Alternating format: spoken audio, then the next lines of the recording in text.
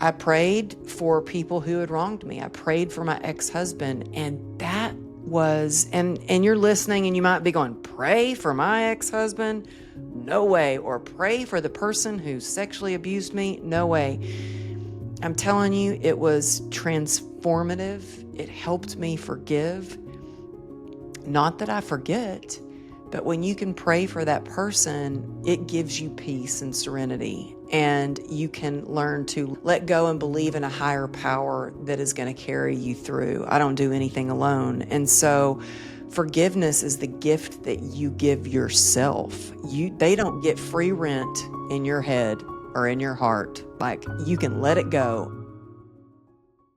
Welcome to the show. I'm Jay Scherr, host of Business Minds Coffee Chat, where you get a captivating look inside the minds of game changers, risk takers, and visionaries who turn ideas into breakthroughs that shake up the world.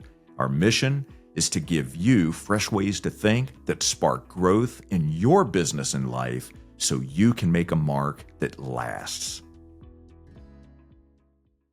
You know, as I mentioned, that this is your second appearance on the show. So the first time we had a conversation, it was actually back in February of this year. And that was on the podcast itself, which was more of a long form conversation. And we really explored your personal story, the accident that you had, and all the different things that you went through at that time that had led to where you were in that moment. So what I wanted to really focus on today is your latest book, Joy Through the Journey. I'd love it if you would share with all of us a bit about that book, what brought that book to life, and why it speaks so strongly to the way that you show up and live your life today.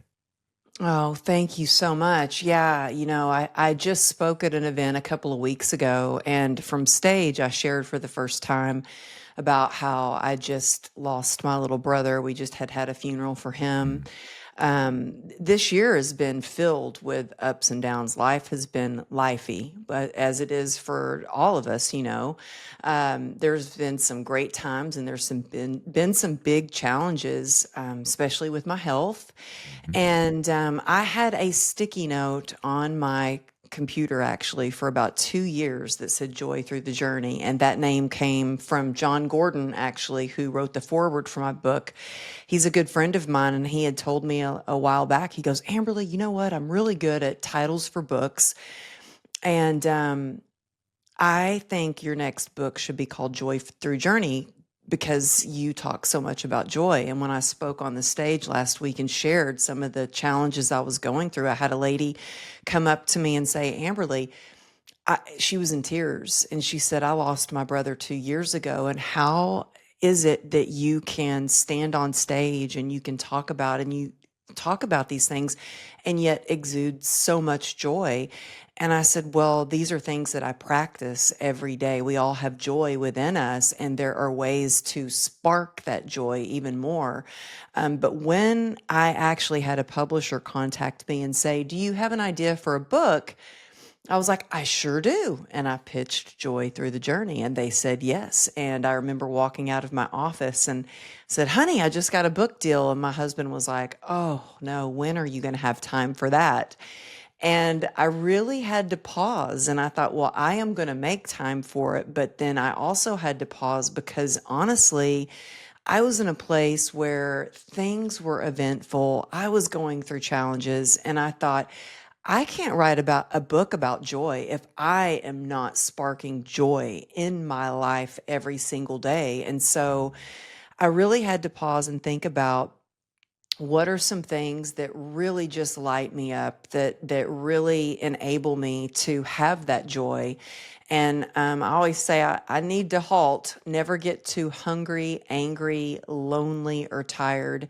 I had to think about the things that were non-negotiables in my life, some of the things which I had let kind of slip, like things that really bring me joy are moving my body. Like I was at the gym this morning, and moving your body moves your mood. It's scientifically proven to release endorphins, which make you feel good. And so I had to get back to basics and think about, well, I need to get out in nature more. And so I encourage you to really think about, maybe it's listening to music, maybe it's dancing, maybe it's hugging your favorite person, maybe it's reading from the Bible or your favorite book, whatever it is. For me, we have a new puppy. I love this pup, and it brings me joy just to be able to go on walks. Those are things that I was skipping in the past. I didn't, get outside in nature as much as I needed to. I think it's so important to do things for your soul care, not just self Mm, care. I mean, bubble baths and massages are great, but I had to do things that really filled my cup. And for me, one of the most important things is connection. I think that community and connection is what sparks so much joy. That's why I love going to events and speaking. It's not about being on stage. It's about connecting with people in the audience, getting to hug them afterwards, getting to know their story, and also seeing the transformation that happens in their eyes in the moment. And so, it's been those small things and what encouraged me to go ahead and write the book. And everything I write about, I'm not an expert, I'm not a therapist, but they are hard things that I went through that I still was able to spark joy despite going through some really tough challenges. I mean, whether you're going through a health scare, financial crisis, or a challenge in your relationship, or your business, it's like there are still ways, despite pain in any way, to find that joy and just light up the path for others to spark joy as well. so beautifully said. So a couple of things I'm thinking about as you were sharing the genesis of the book itself, and I love your phrase soul care, right? Mhm. Being able to take care of our soul and why that's so important. And you talked about the things that fill your cup. Give me an idea of something that sucks your energy and whatever that thing is, and I'm sure there's certainly more than one thing, but whatever it is, share with us what the antidote to that would be for you. So, what is a practice that you use to move away from the thing that sucks your energy towards something that does fill your cup, whether it's moving your body, whatever that looks like for you? Oh, I love this question. And in fact, in the book, the editor, I have something, I have written soul set, like check your soul set. And they're like, that's not a word. I'm like, well, I'm making it up. It's going to be a word, because there are definitely things. And I have a whole chapter in the book on energy vampires. And my assistant was like, what is an energy vampire? And I was kind of like, well, if you don't know, you might be one. But those are people that seem to, focus on the negative. The glass is always half empty, or they just want to they literally suck the life and the energy out of you. And so I say this phrase a lot, and my husband now says it, and I'm like, gosh, I didn't realize I said that a lot, but there might be certain people in your life that you can feel people's energy. Energy is everything, and everything is energy. I feel your energy, Jay, from the moment I get to talk to you or I see a text message on my phone from you. It's always good energy. Mm. And I think it's not just the people that we surround ourselves with in our inner circle or our family, but it's also people that we follow on social media. Maybe nothing against them, but maybe they just aren't encouraging, or they cause you to get in comparison mode. And I always say, bless them and block them. Like, move Good. on. You have the ability to bless them. Maybe they're not doing anything against you, but it just doesn't make you feel good, then move on. And so really take inventory of who's in your life, real life, who is on your social media feed, and really focus on, are those people encouraging you? Are they motivating you? Do they give good energy? And we can't always block the people that are in our family, but we can set healthy boundaries. We can meet them outside of the house instead of inviting them in our sanctuary, in our home, in our haven. We can go meet them at a restaurant and put a time limit on that. And so I always think about, the people that you surround yourself with, because it can drain you. And there are antidotes to everything. There's always a way to do something differently. I realized that I lived on the gym floor. I was always so active. And so I realized that sitting on Zoom sessions all day long for hours at a time was not serving me well. And so Mm. my antidote to that was really putting a limit on how many, back-to-back coaching calls I'm going to do, how many back-to-back interviews I'm going to do. And so I thought, okay, how many, virtual keynotes am I going to do? I thought, how much can I do and give it my all before it's really not good for my health mentally, physically, even spiritually. And so I put a time limit on that and I set it in my calendar, but I also got a walking pad. I don't think I can tilt my camera down for you to see it. My Okay. husband did not want me to get this walking pad to put underneath my desk. He's like, you're going to fall off, because I have fallen a lot of times. He's like, you're going to fall. It's going to be a disaster. You're a klutz. And I'm like, I am getting that walking pad. And so I got it. And I love it. So if I'm having connection calls or even some coaching calls, I get on the walking pad throughout the day and I can still move my body. And that again helps move my mood. So there are these little things. And then I have something that is a reminder for me. Okay. And it's a way to spark joy. And I need things that are quick. And so I came up with this acronym. It's called SPARK. And the S stands for shift your perspective. How in the moment can you shift your perspective of, man, I might be tired, but I am so grateful. I prayed for moments and the work that I get to do. I don't care if I'm tired. I prayed to get to do what I get to do. Gratitude is the easiest and quickest way to shift your perspective, to feel better about your circumstances. And I talk a lot about gratitude because it really is alchemy. It allows you to focus on all the things that you can do and that you do have. Now, the P is prioritize soul care and self-care. And I carve out time in my calendar to make sure I'm eating healthy, to make sure that I'm getting to the gym, to make sure that every morning I'm getting down on my knees and I'm praying before I start my day. That soul care is also with gratitude. I have a gratitude practice and a group of ladies that hold me accountable to that practice. And then today I say soul care and self-care. I'm actually going to a facility. It's a treatment center, and I'm doing a float where you basically float in an Epsom salt bath. I'm doing red light therapy, hot and cold plunge. I'm trying that for the first time. I was been kind of scared Wonderful. about that because of the CRPS, Okay. but I do whatever I can to take care of myself. The A is for align with your God-given vision and your values in everything that you do, because every choice that you make is either moving you closer to your goals or further away. And so when you know your values, you can connect on other people that have similar values. That goes for hiring people to be on your team, the people that are in your life, but also it allows you to focus on that vision. And that's how you keep the momentum going. You got to know where you want to go. So Absolutely. align with that vision and your values.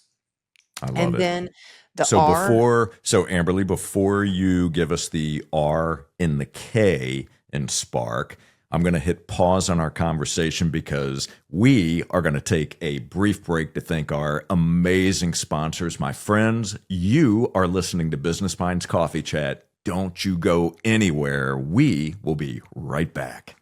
All right, we're back again, and you are listening to Business Minds Coffee Chat, and I am here today with my very special guest, Amberly Lago. What a fantastic conversation we are having already. I know you're enjoying this one as much as I am. So, Amberly, before we took the break, you were talking about these reminders. You were talking about the acronym SPARK. You've already given us the S, the P, and the A. So tell me about the R in SPARK.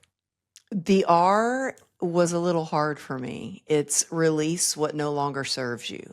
Mm, And I think in order to do that, you have to get radically honest with yourself.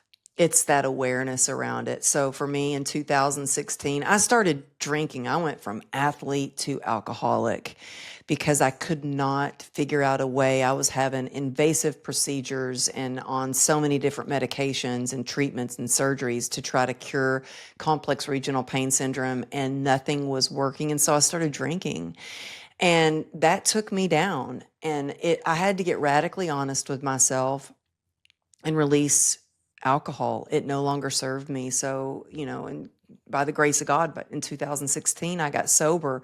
But releasing what no longer serves you could be your own limiting beliefs, the negative self-talk that you have, the people that surround you who are always telling you, no, you can't do those things. Uh, but I tend to get motivated when somebody tells me it can't be done. So, me too. but Good for you. um, and releasing maybe the habits that aren't serving you. Maybe it's, I tell my husband, do not bring home Doritos. Like I need to release the Doritos. They're not good for my waistline, but whatever it is that doesn't, serve you. And then the K, the last part, I think maybe the most important part of Spark, it's kindle connection.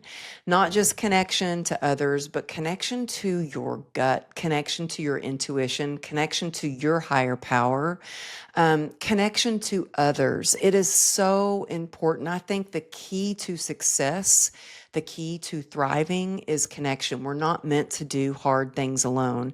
So how can you kindle the connection is always offer value, ask what you can give instead of what you could take, and connect to yourself every day. For me, I sit in silence. In the morning, I get up earlier before everybody else because I want to connect to my intention for the day. And so I hope that if you're struggling or you're like, man, I need to have a little more joy in my life, you'll remember to spark some, that you have that joy within you and you have the ability to be a joy sparker. And one other thing I'd like to share is just something that I do when I'm having a hard day is I do something called joy spotting. And I always say, yes, joy comes from deep within you. But I always think there are days when I need to be reminded, and I practice joy spotting. So I actively go out there and seek things that light me up, and I actively go out there and do things to bring a smile on other people's faces. And it happened this morning. I feel like I don't know that many people in the area. We moved back here 3 years ago, and I go to the gym and I'm in my office or I'm traveling to events. I don't get out much, to be honest with you, other than Sure. walking my dog. And so the people that I do know are in this area are at the gym. And my friend Kevin came up to me, him and his workout partner, and they were like, I have no makeup on. I like roll out of bed, throw on my gym clothes and go. And they are so sweet. They came up and said, you're looking good. I can tell you're working hard. And the other guy said, you're looking good. I mean that with respect. They were so sweet. And I thought, wow, that just gave me a little boost of energy. And I started doing that Yeah. chest press even more. And as I walked out, a guy held the door open for me. And I said, oh, thank you so much. Have a good day. And he goes, oh, you're welcome, and smiled. It's like just the smallest things can shift someone else's day, and it can shift yours too. To that point, that is something that I have found is pure magic. And it's one of those things that when you can spark joy in others, and this is something that you mentioned, that it reciprocates, right? It compounds and it reflects back on you. So you're giving it, but then you're also receiving it, the power Hmm. of it at the same time. And I find that, and I want to speak to what you had talked about earlier around energy, right? Being able to feel other people's energy. I find that, to use your terminology, if I'm sparking joy and I'm finding those joyful moments and saying something that's joyful about someone else, meaning it, right? And saying it in the moment, that I can feel that person's energy shift and Mhm. change. Could be as simple as a smile, as simple as, have a fantastic day, or I just saw what you did over here, and know that I heard you, I felt you, that was so meaningful, and you're important, right? What you do matters, right? Saying things like those, like that, truly meaning it, speaking from the heart, but not being afraid to share things like that, because it truly can change someone's perspective. It can change their outlook. It can certainly change how they feel in that moment. And you just feel better as a result, and you ultimately attract people into your world and into your life who sometimes have the same type of outlook and the same mindset, right? Because we attract what we put out. So, thoughts on that? Oh, yeah, I agree. And I will tell you a funny story. So I go to the market down the street, and there's a guy in the deli. And let me tell you, Jay, he is just, it is always seems like he is just having the worst day. So I intentionally go in there and smile and ask him how his day is going. And I asked him the other day, he goes, "Oh, well, it'll be better when I get off work, when I get to leave here." And I was like, "Oh, well, you're almost off work." And I just start talking to him, and eventually I get him to actually smile.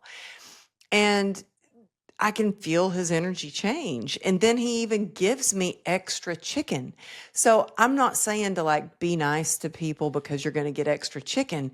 But in this case, hey, I got extra chicken, And so, but it is the gift that keeps giving, because I think that when you can really genuinely look for the good in someone and you can acknowledge that, I think we all want to feel seen and heard and understood.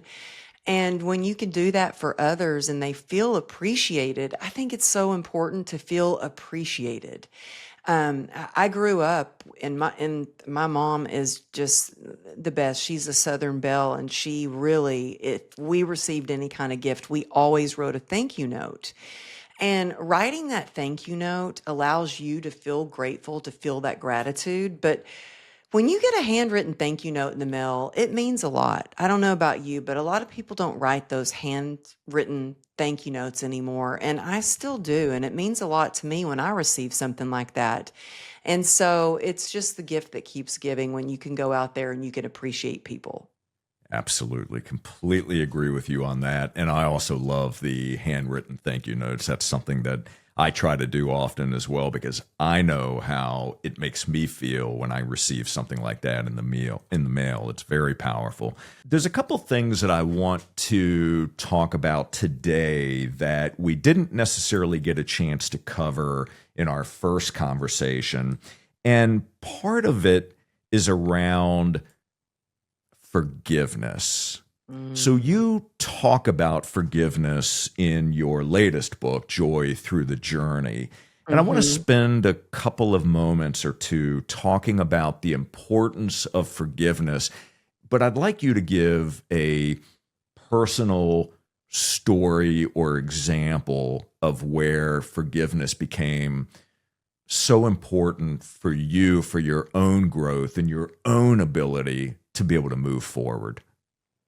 Oh yeah, I think forgiveness is powerful. I mean, it's not easy in a lot of cases. In fact, I just did a post today, and it was one of these posts where I was like, "Oh, I don't know, should I press publish?" Because I talk about the sexual abuse from my stepfather. Mm. And I did so much therapy, so much work on myself because I carried a lot of shame. I carried a lot of anger, a lot of fear. Um, with me, that it wasn't my shame to carry. You know what I mean? But Tell it us what age you were when this was happening to you.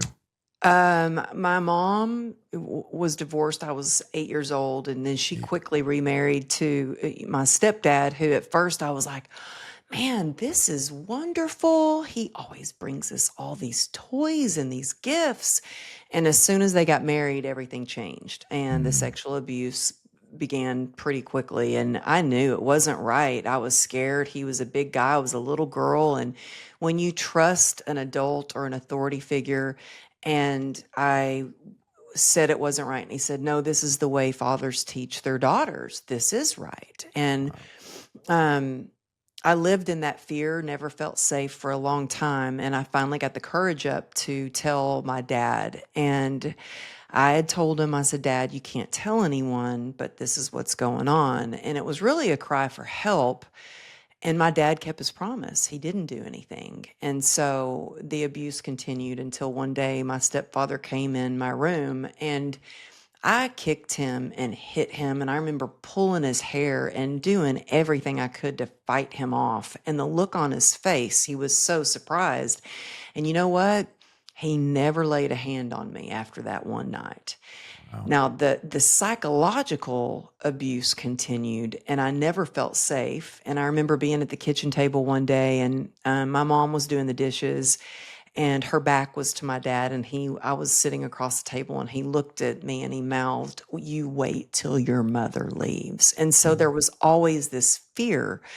And so I stuffed all that down for a long time, and I coped in ways that I became an overachiever. I did things that make me feel better. I became a straight A student, and I knew I was leaving as soon as I graduated, and I was going to go after my dreams. And I really feel that pain pushes you until your purpose pulls you. And I knew there was no turning back. And so I did move to LA and made a life for myself. But underneath it all, this driving force of pain, and there was no forgiveness. It wasn't until I went to a psychiatrist, I went to a shrink because I was having an issue with a boyfriend. okay. Imagine that, me having my picker for picking guys was totally broken, and I kept picking the same kind of guy. And Hmm. she said, "Have you been sexually abused?" And I was like, "Oh, yeah, yeah, yeah, but I've dealt with that." She goes, "No, you have not dealt with that." And from that moment on, I read books, we dove into it in therapy, and I really started to forgive so I could move on and let go of the shame and let go of the anger. And it was a long process. But I think, Jay, one of the things that really helped me with forgiveness was in recovery. Man, I'm telling you, a 12-step program is not just been a gift for me getting sober. I think everybody, if you don't know what a 12-step program is, it is a design for living, really. And there is a part where you write down, of course, your defects and all the things that you've done wrong, and taking a good hard look at yourself and your part in every situation. But you also have a chance to look at how others have harmed you or wronged you, and it's a place to really let go and let God. And I remember being so upset about my stepfather, who actually was confronted with it. My mom found out, and so many people found out because my ex-husband told. And he never denied it. Mm, Never. I thought for all these years he would deny it. He never denied it. But my ex-husband, that's a whole other story. But when I was going through the 12 steps with my sponsor, she said, "You need to pray for him." And I was like, "Pray for him?" Because I had a lot of resentment, and resentment is not good when you're an alcoholic. It can lead you to picking up a drink. So I did. I prayed for people who had wronged me. I prayed for my ex-husband, and that was, and you're listening and you might be going, "Pray for my ex-husband? No way." Or "Pray for the person who sexually abused me?" No way. I'm telling you, it was transformative. It helped me forgive. Not that I forget, but when you can pray for that person, it gives you peace and serenity. and you can learn to let go and I say let go and let God, but let go and believe in a higher power that is going to carry you through. I don't do anything alone. And so forgiveness is the gift that you give yourself. They Mm. don't get free rent in your head or in your heart. Like, you can let it go. It is just, it's the weight that is lifted off of you when you can do that. And again, I'm not saying it's easy, but it's possible. So I do want to touch on this for a moment because you just articulated this perfectly that it's not easy, but it is possible. So share with us, let's pull the curtain back for just a moment or two about the difficulty of getting to the point where you can either say the words, you can write it down, because I can only imagine the things that are going on in your mind, right? The stories that you're telling yourself. So what was the breakthrough for you? So obviously it was difficult, but what did finally give you the strength or the courage to be able to say the words, I forgive you? Um, well, you know what? I think the truth will set you free. Mm, We heal what we reveal. And actually, I never had a chance to tell my stepfather that I forgive you, because I never had a chance to talk to him after he found out. So how he found out, I'll just tell you really quick. okay. I think sometimes other situations happen that when you're in them, they are horrible and you're like, how could this be going on? But it ends up being a blessing or a lesson for you. And for me, it was both. So my ex-husband was abusive and he had done everything. And I think I had told him that I had confided in him. I hadn't told anybody except for my dad and him. And he, I think, to try to hurt me, in a rage, picked up the phone and called my mom and told her what had happened. He said, "Do you know what your stepfather did to my wife?" And I was devastated that she found out. But I got on the phone with her, and she said, "Did this happen?" And I said, "Yeah." And she went and confronted my stepdad. He didn't deny it. She flew out to California to be with me. And when she got back, he was gone. So he ran away. They couldn't find him. He left her with a disabled son and my younger sister. So he was on the run. I never got to talk to him. He just like disappeared. No one could find him. He ended up living, and there were times we talked about energy in the last week, energy vampires, how you can feel energy. Well, there were times when I felt this icky, weird energy, this feeling like somebody was watching me, like this feeling he was watching me. Okay. He ended up living an hour away from me in California. Out of Oh all the my places to gosh. live, that's where he lived. I still Wow. never really got to talk to him. I didn't really want to, but he ended up passing away. He died of testicular cancer. Imagine Mm, that. mm. But I was able to do a lot of writing, and I was able to talk to my sponsor and my therapist about it. And sometimes we don't get to tell that person, but we can tell our higher power. I think writing about it is cathartic. There is something so healing when you write about it. And when I wrote my first book, True Grit and Grace, I actually wrote publicly about it in a book that became a bestseller. And I remember when this book came in the mail and my husband was looking at it, and on the back of the book, it says, overcame sexual abuse. And my husband is very private. He's a former lieutenant commander. He doesn't like social media. He doesn't like people over the house. He's just very private. He goes, "Oh my gosh, do you see it says sexual abuse on the back of the book?" And I said, "Yeah, honey, I write about it in the book. Maybe you want to read the book." And so one of the things that was hard, when I wrote about it, I'm not, yeah, it was vulnerable. And Yet I have learned that vulnerability can be your superpower because it connects you with people that you build this incredible bond. And from that book, which is a love story really about my husband and I, but it talks about everything from addiction to them overcoming 34 surgeries to save my leg and the motorcycle accident. But I talk about the sexual abuse. And Jay, I have had men and women come up to me and tell me, thank you for writing about that. Men who have reached out and said, I was abused by a priest. I was abused by someone at school. Thank you for writing about that. I don't feel like I have to hold my head down in shame. I can walk with dignity and my chin held up. And so to me, it's worth it when you do the work to really heal yourself. And it's a continuous journey. I mean, I'm not healed and everything's fine. I still get triggered. There are times when I get triggered, and at first it would make me mad. It would take me out. I would be in tears. But now I can recognize it, and I know that there are tools to move through it. But it talks, at first, it helps to talk with someone that you feel safe with.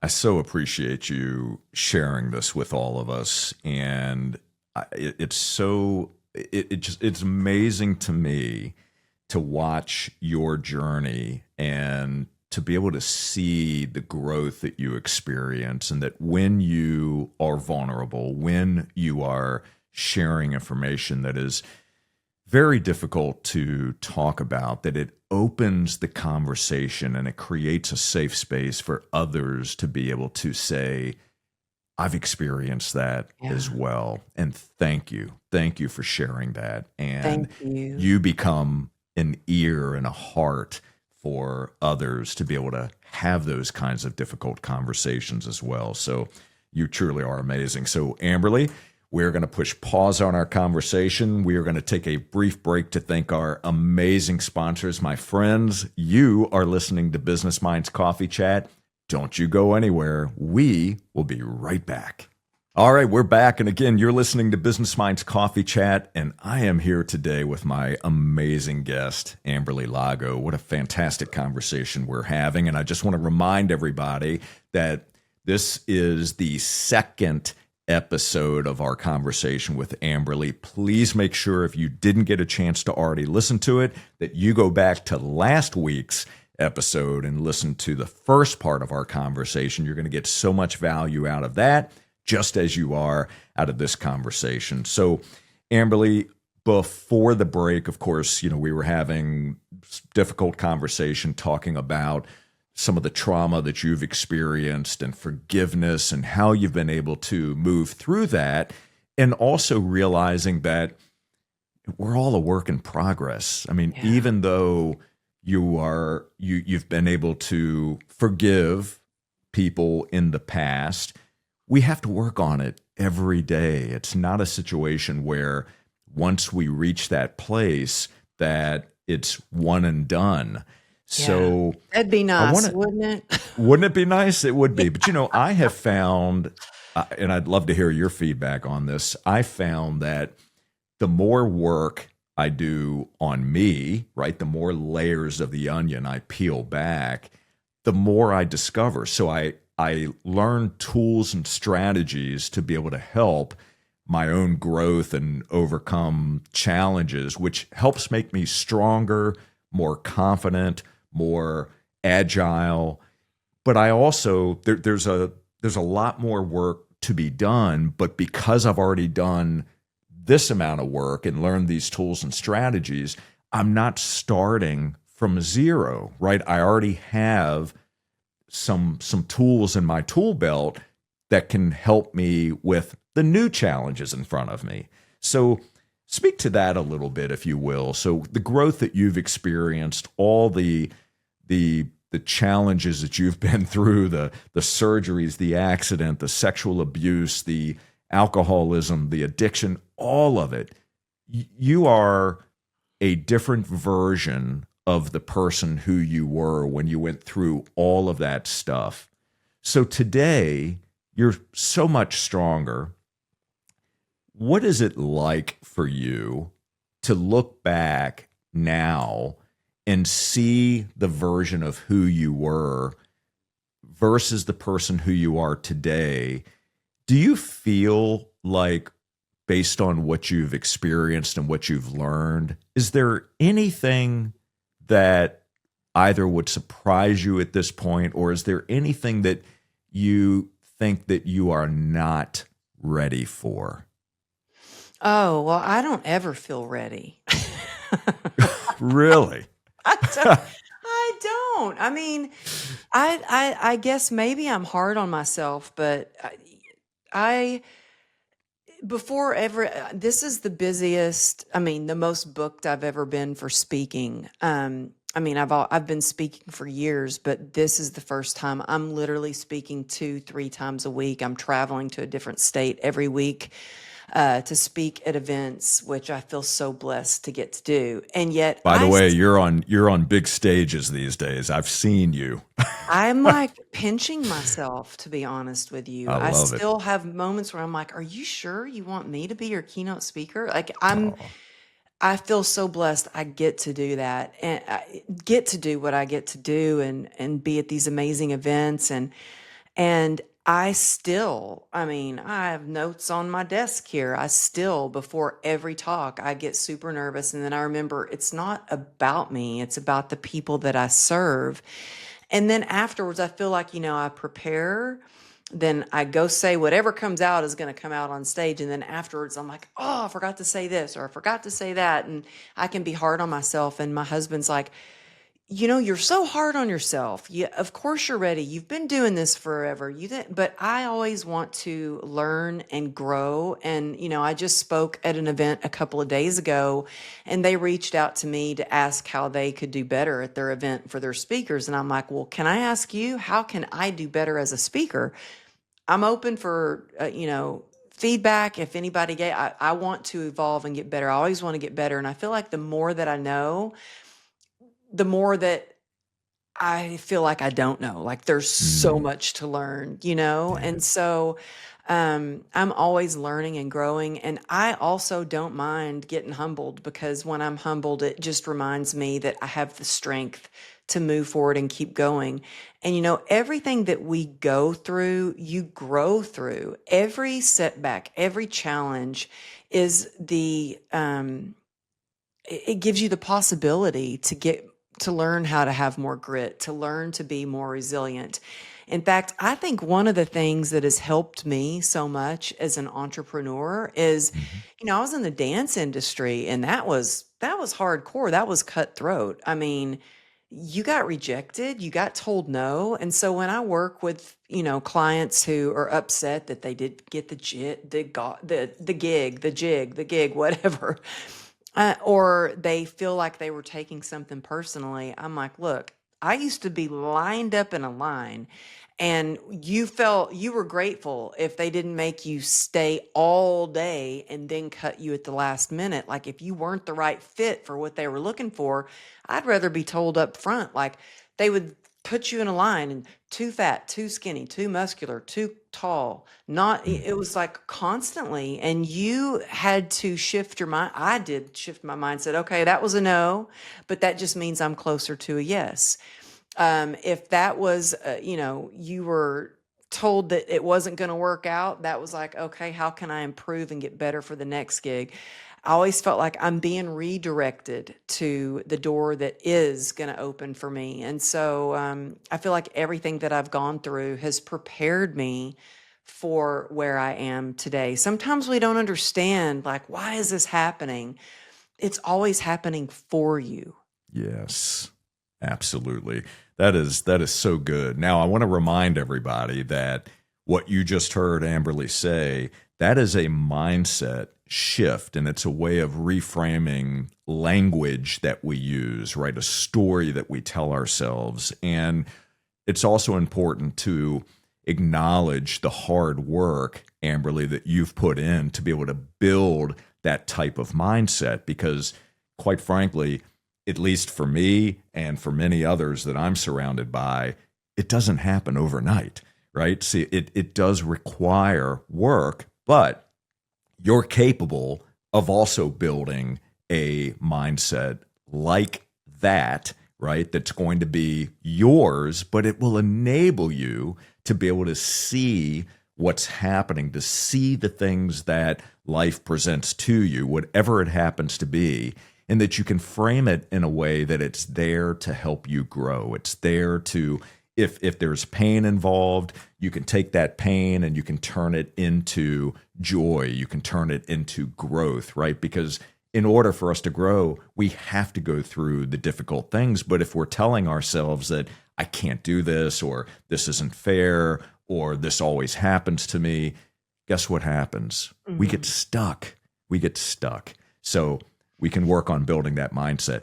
Amberly, what is something that you think that people often get wrong about you?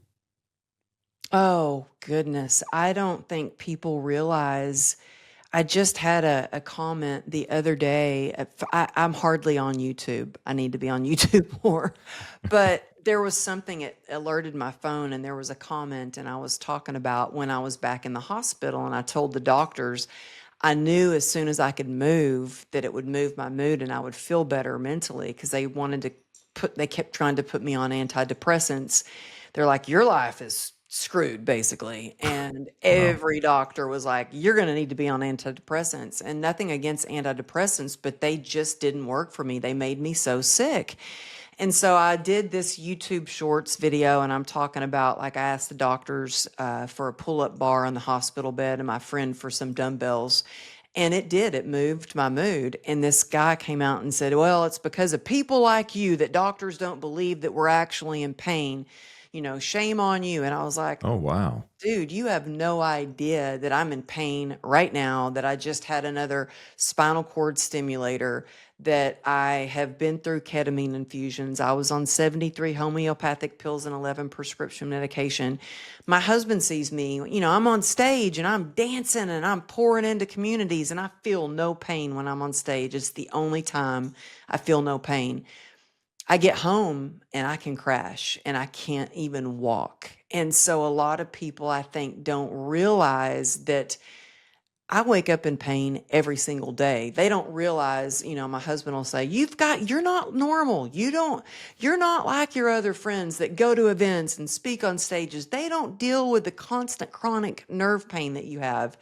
And it's true, but you know what? I don't let that define me. And I don't focus on that.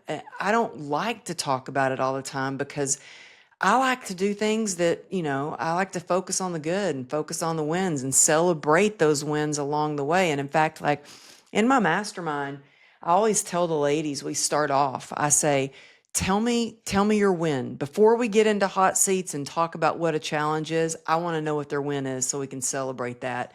When I'm talking to somebody that might be a doggy downer in my life, that is an energy vampire, when I get on the phone, the first thing I do is say, tell me something good. And they're kind of like, oh, you have those people that they just want to complain all the time. Like, tell me something Sure. good. And they're like, oh, gosh, there goes Amberly wanting me to talk about the good again. I love that, though. That's so good. So, Amberly, I want to thank you so very much for joining us today on Business Minds Coffee Chat. My friends, I know this has been quite the conversation, same as last week. The book, Joy Through the Journey. Make sure you pick up a copy of that, read it, reach out to Amberly. Her contact information will be available to you. Make sure you reach out to Amberly and let her know what you thought about her book, her story, how she's impacting your life. Share one of those wins.